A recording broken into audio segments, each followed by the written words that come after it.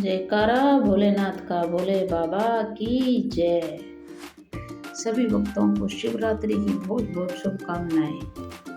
तो इस वीडियो में आपको जानकारी मिलेगी कि भोले बाबा को कैसे भक्त पसंद है और क्या गुण होने चाहिए, और ये सब जानकारी आपको खुद सदगुरु जी के मुंह से सुनने को मिलेगी। तो चलिए वीडियो शुरू करते हैं। तो सुनिए सदगुरु जी के श्रीमुख से।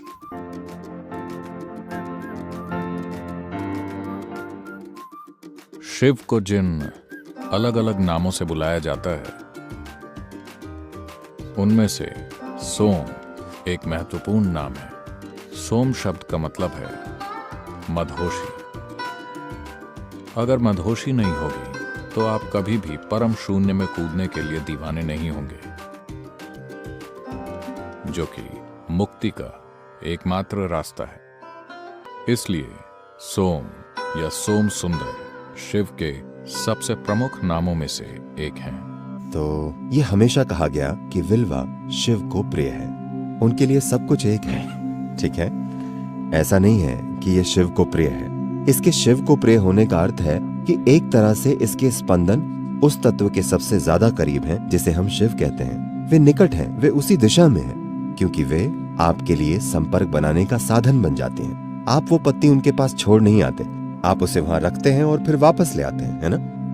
Because this particular leaf has the highest capability. क्योंकि इस पत्ती में उस स्पंदन को सोखने की क्षमता सबसे ज्यादा है और It's for you to pick it up and go. आपको उसे उठाकर ले आना चाहिए। ऐसी कई कई चीजें हैं जिन्हें पवित्र साधनों की तरह पहचाना गया है, जिनका लोग इस्तेमाल करते हैं। आपको ये समझना चाहिए, इसका संबंध देवताओं से नहीं है, इसका संबंध आपसे और किसी चीज तक पहुंच बनाने की आपकी काबिलियत से है। तो विल्वा में ऐसी काबिलियत है, अगर आप उसे लिंग पर रखते हैं और फिर उठाते हैं तो ये उस स्पंदन को लंबे समय तक बनाए रख सकता है। ये आपके साथ बने रहते हैं। अगर आप इसे अपने साथ कुछ दिन तक रखें तो इसका असर होगा। आप इसे आजमा सकते हैं। आप विल्वा पत्ती अर्पित करके फिर इसे अपनी छाती की जेब में रखकर घूमिए। इसका आपके ऊपर फर्क पड़ेगा।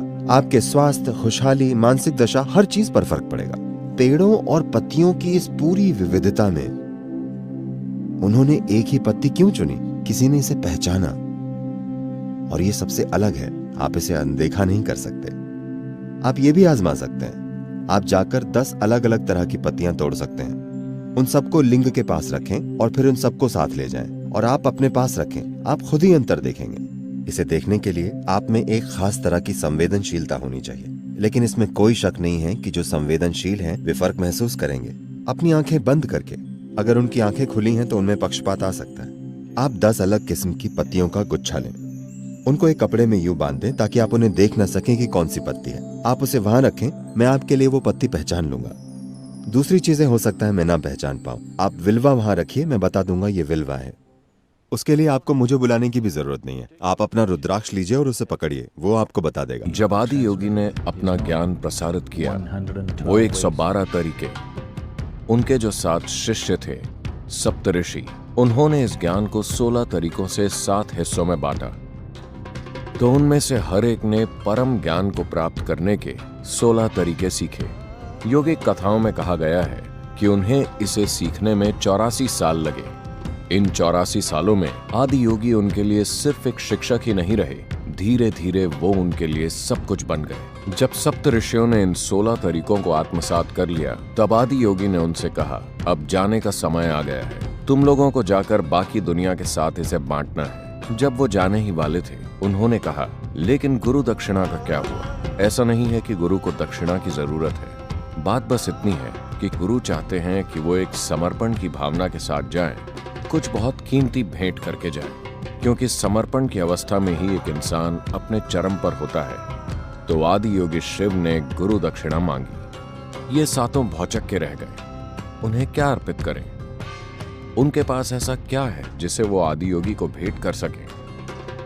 अगस्त्य मुनि ने कहा, मेरे पास 16 रत्न हैं, सबसे कीमती रत्न। ये 16 रत्न जो मैंने आपसे प्राप्त किए हैं, मैं आपको अर्पित करता हूँ। उन्होंने 84 साल की कठोर साधना के बाद इसे हासिल किया था, और अब एक ही पल में जब उन्होंने गुरु दक्षिणा मांगी, उन्होंने उसे उनके चरणों में अर्पित कर दिया और रिक्त होकर खड़े रहे, बिल्कुल शून्य। आदि योगी ने कहा, जाने का समय हो गया है।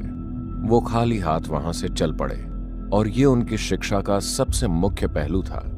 चूंकि वो रिक्त होकर निकले, वो उनके जैसे बन गए। शिव का अर्थ है वो जो नहीं है, वो भी वो बन गए जो नहीं है।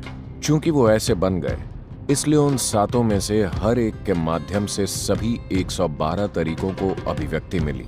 वो चीजें जो वो कभी भी नहीं समझ सकते थे, वो चीजें जिसके लिए उनमें कोई क्षमता नहीं थी, वो चीजें जिसके लिए उनके पास जरूरी बुद्धि नहीं थी, वो सब उनका एक हिस्सा बन गई, क्योंकि उन्होंने उसे अर्पित कर दिया जिसे उन्होंने हासिल किया था, जो उनके जीवन का सबसे कीमती पहलू था। उन्होंने उसे आदि योगी को वापस कर दिया और खाली हाथ निकल पड़े।